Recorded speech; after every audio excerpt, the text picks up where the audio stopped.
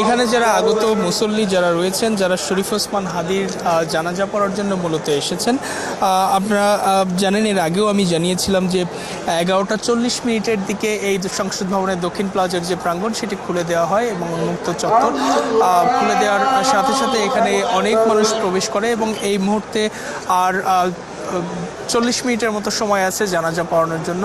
সুতরাং এই সময় যেহেতু জোহরের সময় হয়ে গেছে, জোহরের টাইম, জোহরের নামাজ আদায় করা হচ্ছে। যারা মুসল্লি আছেন তারা জোহরের নামাজ পড়ছেন এবং দেখতে পাচ্ছেন আমার সামনে সংসদ ভবনের দক্ষিণ প্লাজার সামনের যে চত্বরটা, প্রত্যেকটা জায়গা লোকে লোকারণ্য হয়ে গেছে। লোকে লোকারণ্য হওয়ার কারণে আমরা দেখতে পাচ্ছি এই মাইকে ঘোষণা করা হয়েছে এই প্লাজার ঠিক পিছনে, অর্থাৎ সংসদ ভবনে ঢুকে ডান পাশের যে মাঠটি রয়েছে, আহ্বান করা হচ্ছে সেই মাঠেও যাতে তারা অবস্থান নিতে পারে, সেখানেও জানাজার পড়ার সুযোগ রয়েছে।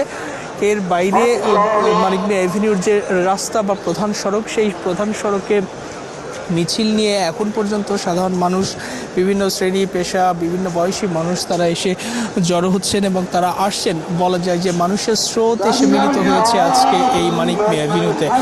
প্রত্যেককে মিছিল নিয়ে আসছেন, সাথে বাংলাদেশের পতাকা।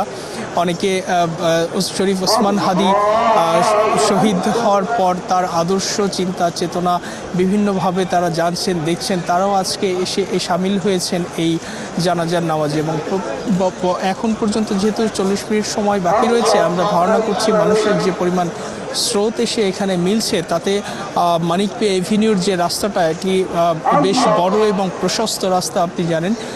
ধারণা করা হচ্ছে যে এই পুরো সড়ক আজকে লোকে লোকারণ্য হয়ে যাবে এবং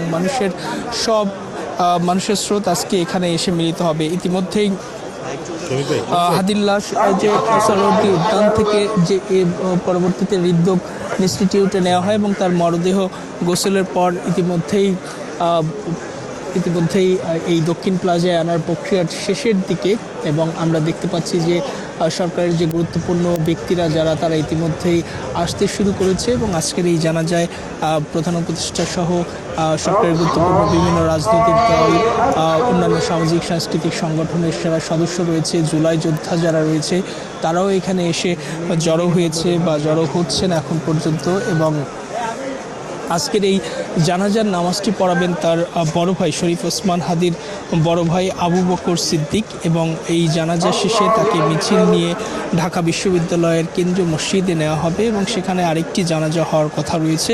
সেটি হওয়ার পরে জাতীয় কবি কাজী নজরুল ইসলামের যে কবর রয়েছে কেন্দ্রীয় মসজিদের পাশে ঢাকা বিশ্ববিদ্যালয়ে, সেখানেই তাকে দাফন করা হবে।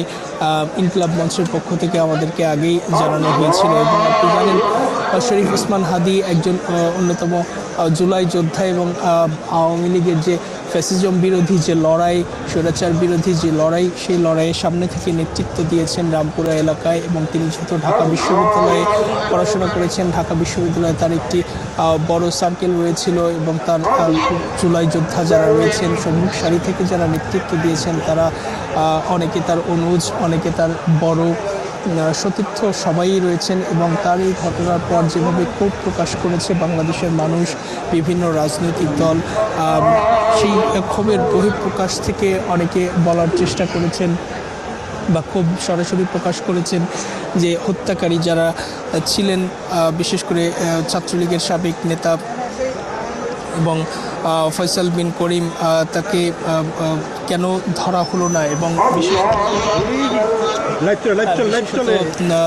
এই ফয়সাল করিমকে এর আগে কয়েকটি মামলায় কিন্তু আটক করা হয়েছিল এবং তাকে দ্রুততম সময়ের মধ্যে কীভাবে তিনি সেই কারাগার থেকে বের হলেন, জামিন পেলেন, সেটি নিয়ে প্রশ্নবিদ্ধ করা হয়েছে আইন উপদেষ্টা আসিফ নজরুলকে। এবং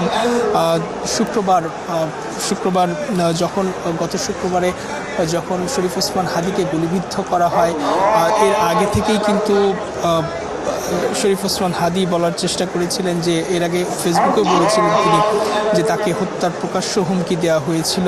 যদিও তিনি সরাসরি টিভি ক্যামেরায় বলেছিলেন যে মৃত্যুর ফয়সালা আসে আসমান থেকে, জমিন থেকে নয়। অর্থাৎ তারাই যেভাবেই চেষ্টা করুক না কেন, আল্লাহ যদি তাকে শহীদি মৃত্যু লিখে রাখেন তবে সেটিই ঘটবে। তিনি ভয় ডরহীনভাবে ঢাকা ৮-এ নির্বাচনী প্রচারণা চালিয়েছেন এবং দেশি বিদেশি অন্তত 30টি নাম্বার থেকে তাকে ফোন এবং মেসেজ পাঠিয়ে হত্যার হুমকি দেওয়া হয়েছিল। এবং এই হুমকিগুলো হাদি বলেছিল যে আওয়ামী লীগের যারা দোসর, আওয়ামী লীগের যারা নেতাকর্মী, এই খনি সমর্থকরা তাকে সার্বক্ষণিক নজরদারিতে রাখছে, এর আগেও তিনি বলেছিলেন। এবং